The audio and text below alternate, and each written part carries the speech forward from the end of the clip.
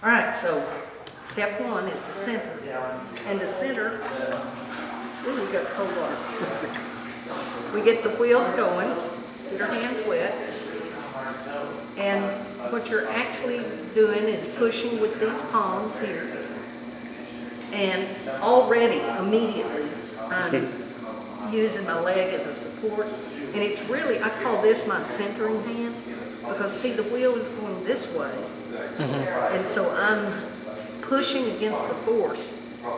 This hand is there, but this is the real important strength right here. So I'm gonna actually push up. I'm pulling it up, and then I'm going to go ahead and while I'm pushing to the center, I'm pushing down with this hand. And when you watch a person throwing the wheel, you cannot see the amount of strength or the amount of push. So what I don't want to do is this. I want to make sure I make my hands stay still. And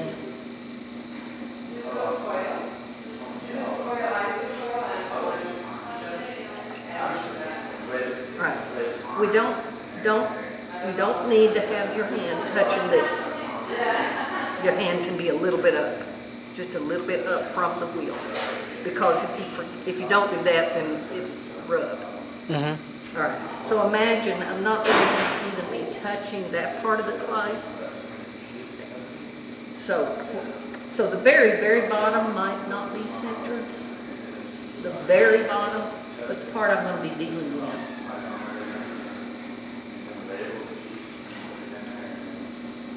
Okay, so step one. And once we get it centered, here's how you tell it's centered. You put your hands on it, and the clay's not moving. Okay. Step two.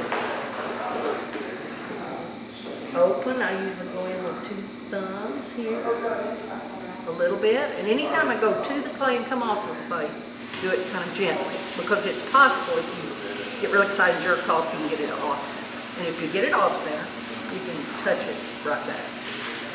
Okay, so we start there. I'm going to finish opening it, and here's where the needle comes in.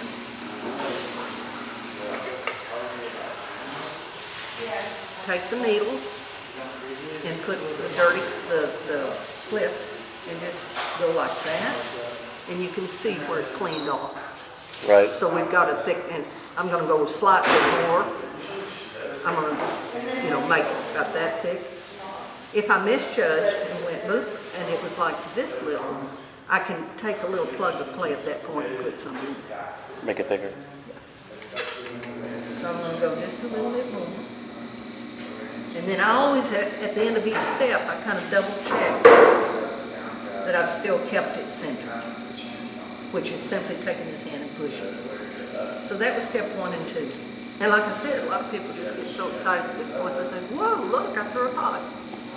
But here's step 3, and I want y'all to see where you can come so you can look inside. Now this is not making a bowl, this is like pull one up. So we're going to have our centering hand over here. I want this to be slipping, and if I put my hands there and it kind of catches, I put a little more water. Okay. Keeping it centered, our longest finger is going to go down, and it's going to go across, and this is making a floor. This is the floor of the pot. It's parallel to that. Okay. Okay. And then we're going to pull up. I'm going to squeeze it in just a little bit on that side. All right. Now on the step 4, which is pulling up, this centering hand has always been here. Now the centering hand is going to go here, and this is where you pull up. So I'm showing y'all stuff. When you see a potter throw or you see a video, you see all this beautiful. I'm showing it to you in step 1, 2, 3, 4, slow motion. so you can maybe catch on. All right, but anyway, so this hand now comes inside, and many students, including me, want to leave it over here to pull it out, but now it's grabbing against, you know, we wanted to be pushing against the force. Now we want it to slide through our fingers, and for it to slide. So we go down here. Here's basically the wall of the clay is in between there and these little tips of the fingers, whichever fingers work. And then the first pull,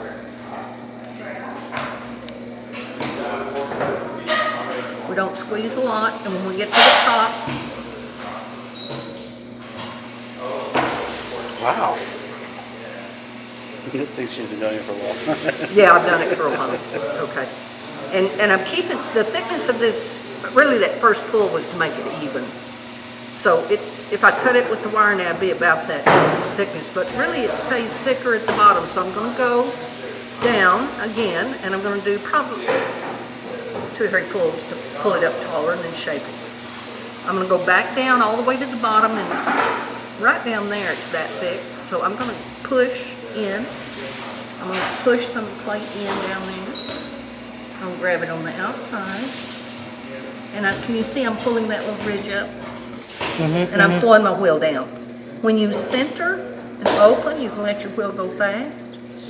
But when you pull, be gentle and make sure you're you know, coming up at speed.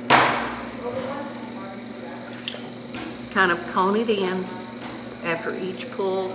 If it too early starts going out, then you won't be able to pull it up. Now, if later you want to pull it out, I'll show you can. So I'm going to cone it back in into a, and realize I've got a bigger ball of clay. Y'all's supposed to be this tall. I'm going to cone it back in, and I'm going to do one more pull. Pull in, getting that clay at the bottom. And this time I'm going to go ahead and purposely sort of give it a little belly. And then I'm going to go in here.